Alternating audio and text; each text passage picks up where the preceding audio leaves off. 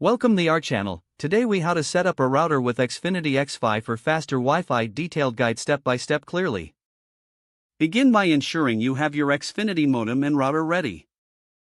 Unbox your router and place it in a central location in your home.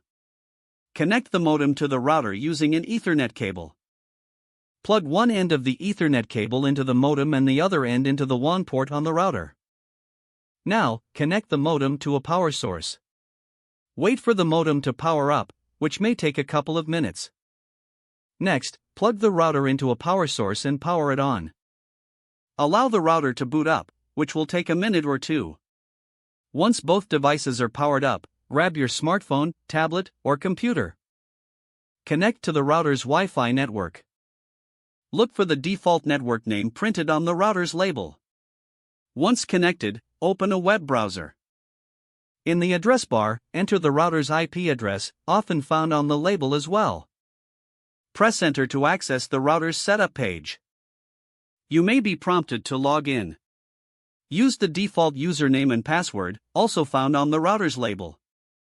Once logged in, navigate to the wireless settings section in the router's interface. Here, you can change the network name and password to something memorable. Consider using WPA3 security for better protection.